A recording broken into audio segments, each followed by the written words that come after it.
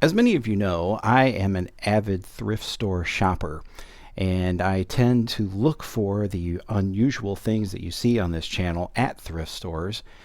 But it's not limited to thrift stores. I mean, I look at yard sales, garage sales, different avenues like that, uh, resale shops, antique malls, all those places. This particular segment is just going to be recent thrift store finds. And I think all of these things that I'm going to show you are really cool, but they just simply don't need their own video. So I'm just going to run through some cool stuff and share it with you here on this video. We're going to start here with this Toshiba Tecra laptop. And this guy wanted to work from the beginning. So when I brought it home and plugged it in, it actually worked, and now all of a sudden it doesn't want to work. But regardless, it's still a really cool laptop, and just want to go over the features of it. This guy probably came out in the, I would say, mid to late 90s, and what it is a Windows 98 laptop. And you can see from the front here, it has a brightness control here. The display is a liquid crystal display LCD, but it has this weird milky look to it, so it's not a very high-end display on it. This is a Tecra 500 CS. It has a Pentium processor, 128 megabytes of RAM, as well as a 1.25 gigabyte hard drive. Or maybe that's terabyte. I don't know. Anyway, it's probably gigabyte. Any case, I'll show you in a minute. You look on the front here, you've got a removable CD-ROM drive, and you could take the CD-ROM drive out and replace it with a floppy drive, and I'll show you how that works here in a moment. Just to go around the features, we have here on the front a infrared port. Actually, this unit has two infrared ports. Turning around to the side here, we have a modem port. We have a lever here to release the door for the hard drive on the bottom. Now, strangely enough, this unit is very heavy and very thick, and it does not have an external power supply. The power supply is actually built in, which is probably part of the problem that I'm experiencing with this now, is with the power supply. But I've never seen a laptop before that you just plugged an electrical AC plug right into the back of it. You got a VGA port, a serial port, a mouse or keyboard port there. Here's your secondary infrared port over here. We have a slew of audio jacks. We have a mic, speaker, audio in and audio out. We have a parallel port here for a printer and a docking connector, which is underneath this little panel here as I move these little doors out of the way. Going around to the other side here, you have a volume control, a physical volume control for the sound. You have your power button here and a release lever that ejects the CD-ROM drive. I'll show you that shortly as well. Right here you have a connector here for an external floppy drive or some other kind of drive. Right there, proprietary of course. And behind this little door right here is a dual PCM-CIA card connector port right there. So again, to show you this part here, the CD-ROM drive opening, you flip this little switch over, set it down, lift up the lever, and out comes the CD-ROM drive, which you see here. So you can see a date there, right there, September 1996. So very well could be that the whole unit was produced at that same time. You'll notice that the light is blinking on the front over here, so it's running on battery only, and probably not a very good battery. But if we try to power it up, it'll just go through a series of lights here. Let me see if I can get it going here. So it'll switch over and kind of act like it's going to light up these other lights here, and then it goes right back to flashing the electrical outlet light. Now, I have removed everything that I can remove because one of the troubleshooting steps that you take with a laptop is to remove the battery and put the battery back in and remove the RAM and remove the hard drive and all that stuff. And I have done that. did not remedy it. Under this port or door right here is a place to connect external memory or additional memory upgrade, RAM. It does not have any in there other than what's hardwired to the board. To get to the battery, we move this little lever right here. Move it out of the way. Remove that. And then you got to push this little lever over here on the side. And then you can remove this big old gigantic battery. It's about the size of an 8-track tape. Stick that back in there. Put your cover back on like that. The hard drive is in here. Again, little lever to push. Pull the door out of the way. It is a 1.26 gigabyte hard drive, not terabyte. Move this little plastic connector right here. It's like a spacer.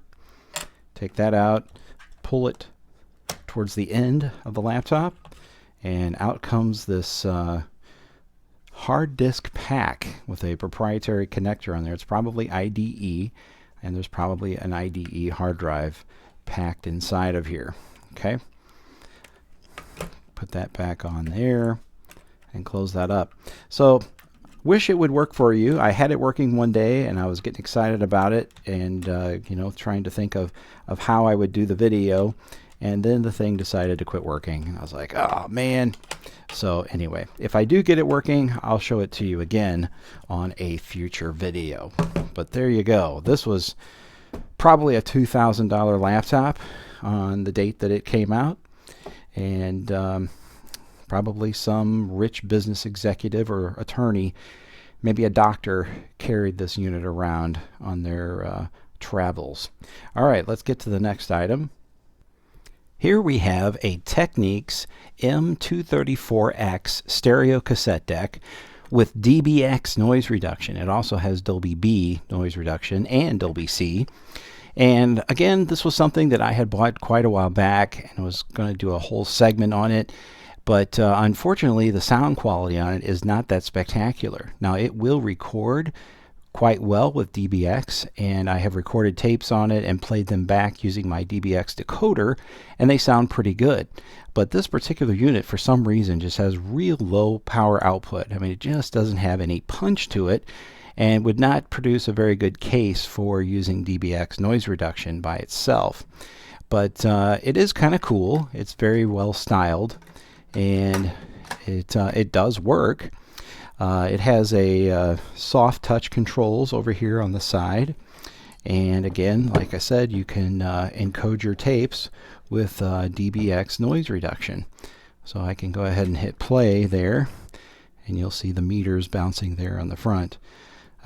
Also very clean condition, as you can see, and is just a really nifty looking cassette deck.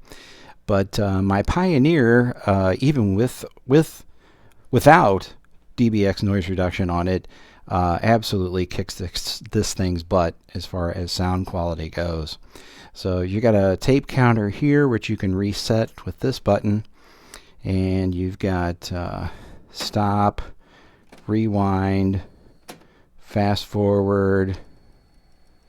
You've got play, pause, record, mute. You've got the record button is here, and let's see, Dolby C, Dolby B, Dolby out, or Dolby cut. Like, I don't want any noise reduction. And then you can actually use this tape deck to play back DBX encoded records, LPs. And there's a little bit more about that on my channel if you wish to explore it further. But again, nice machine, but really not worthy of an entire segment all to itself. Let's move on. Here's a couple of cool Sony products, and I'll tell you, Sony just had the absolute market on releasing cool new gadgetry. And unfortunately, because we all have cell phones, you may be watching this on a cell phone right now, or a smartphone.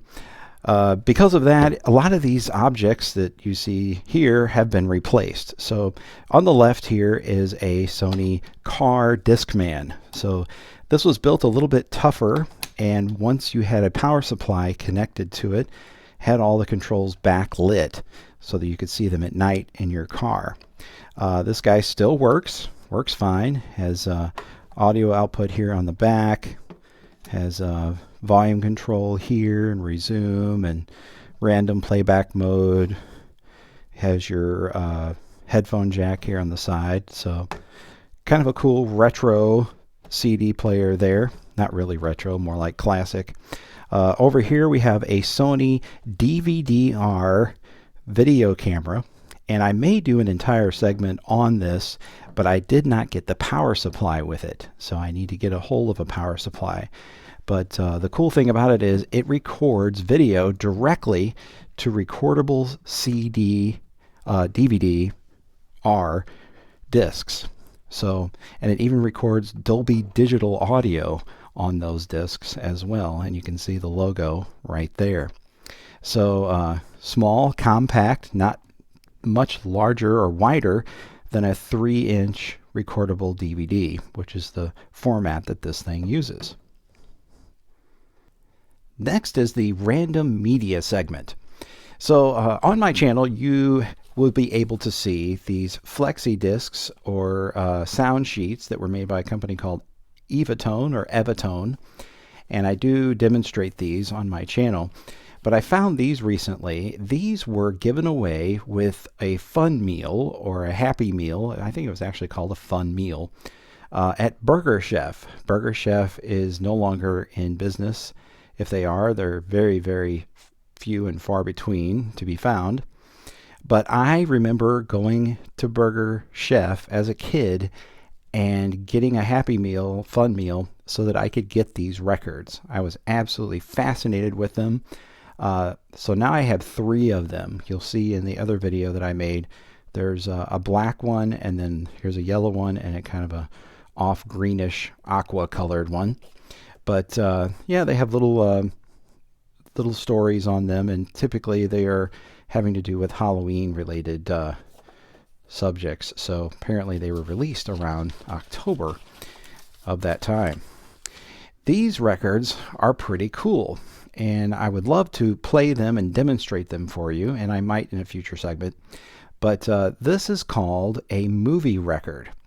And the reason it's called a movie record is because there is a animation that runs around the disc as you are playing the disc.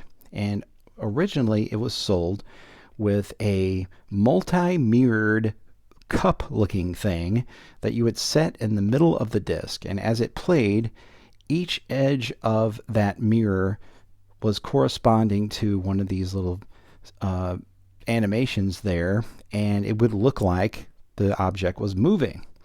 So guys with RCA video discs, eat your heart out, because back in the day, kids had video discs known as movie records that played at 78 RPM. Now, I did look on YouTube right after I bought these, and somebody is demonstrating this with the mirrored cup thing on the top of it. It almost looks like a Ferris wheel or something. But so you can check that out and actually see these in action. But if you've never heard of them, I hadn't. Now you have, and these are called movie records. Red Raven movie records. And here we've got 3 little kittens backed with Little Bo Peep. And we have Little Bo Peep running around in circles or doing something silly there on the record itself. So grooves on the outer edge, and then all your animation stuff is in the center, fairly large. Okay, so a couple of neat record items. Over here I have some 8 tracks, and what makes this 8-track special is that it is quadraphonic.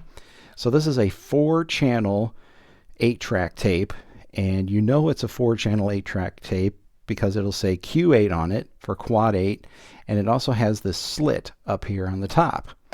And this is the soundtrack to Fiddler on the Roof, the original Broadway cast recording.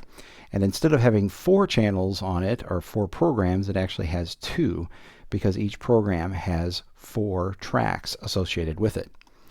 So that's pretty neat. Then I recently found the story of Star Wars. So this is the very first movie. This is A New Hope, basically an audiobook, essentially, with original music and sound effects and the original actors' voices on it. And you have really a Reader's Digest version of the entire movie here on this tape. So that came out in 1977, and it is a companion to this 8-track, which is just the original Star Wars soundtrack. So it's a cool thing that Star Wars is still kicking and they're still making Star Wars movies, and you can look back to when the first movie came out in 1977, 8, and remember stuff like this in 8-track format.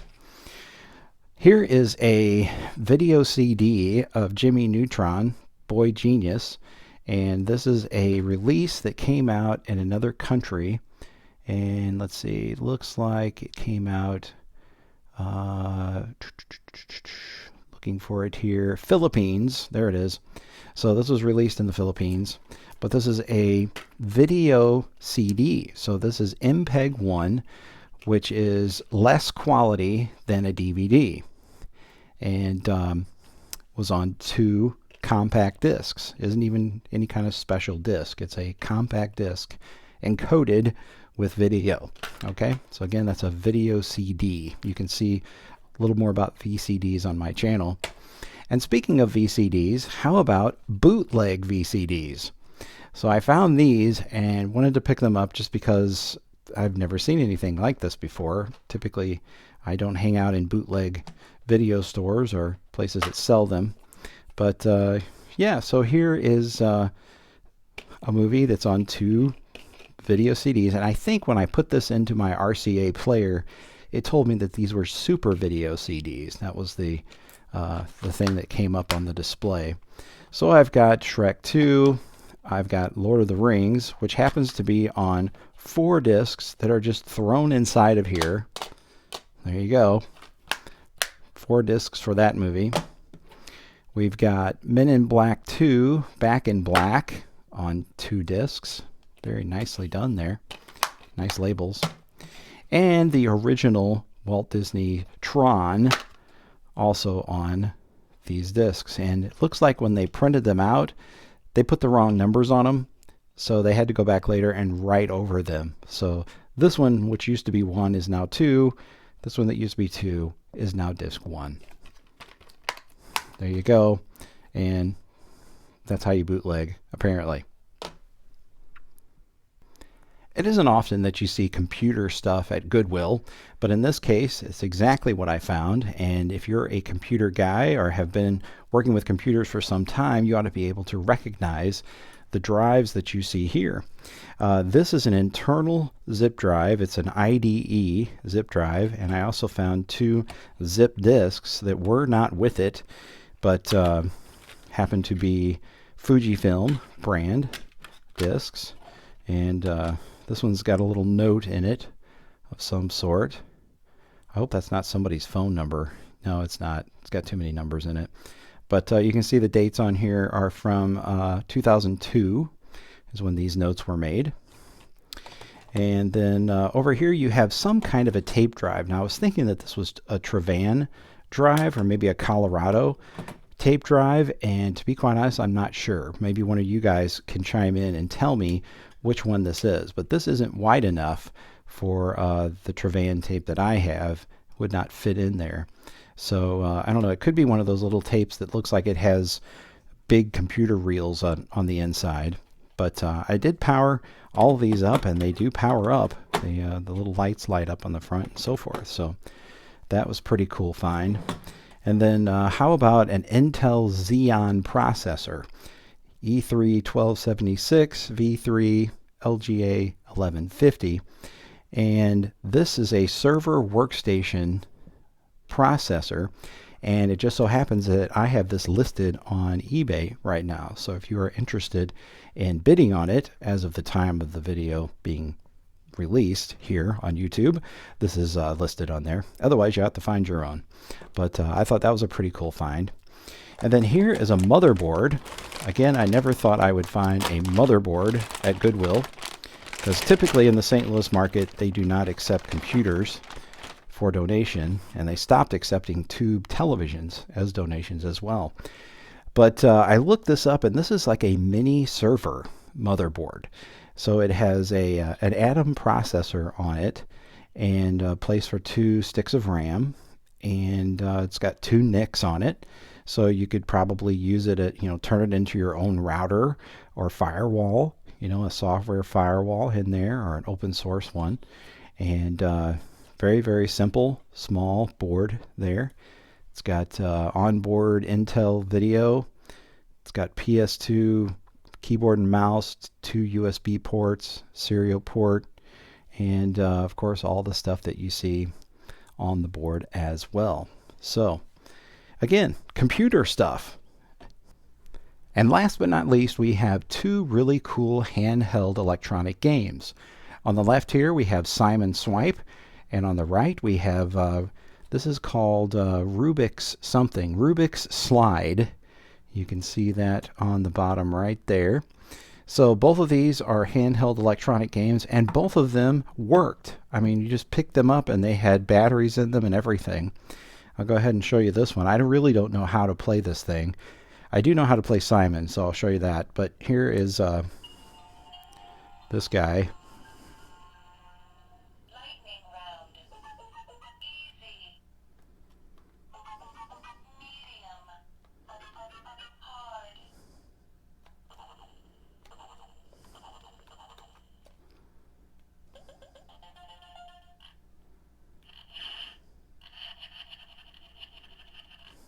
Okay, so that's as much as I know about this guy.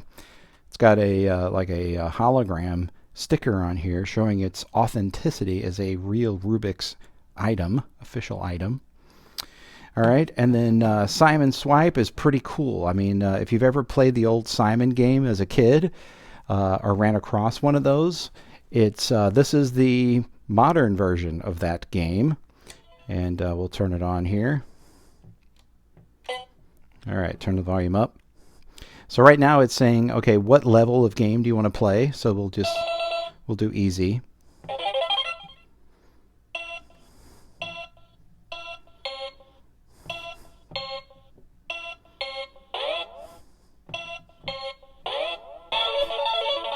Wow, that was super easy.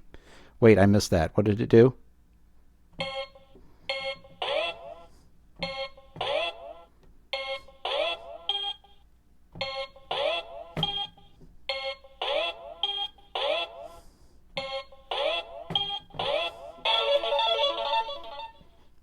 We could do this for days, right? So there we go, Simon Swipe. So it's just a game where you repeat what the unit tells you to do, the sequence. So it's essentially memory that we're involved with here. But on the bottom here we have a try me and game switch there, and kind of looks like a steering wheel for a Wii controller or something. But if you ignore it, it does go to sleep.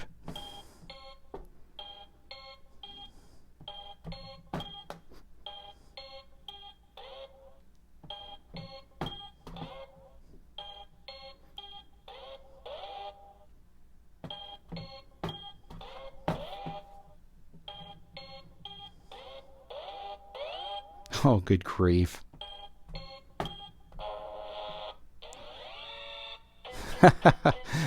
All right. Well, guys, thanks for going thrift shopping with me today. Please subscribe, share this video with a friend, and check out my Facebook page where oftentimes you'll see things as I find them, and I'll share them on there and get opinions from people as to whether or not I should make a video about it. You can see me there at facebook.com/1 and databits. And we'll see you next time.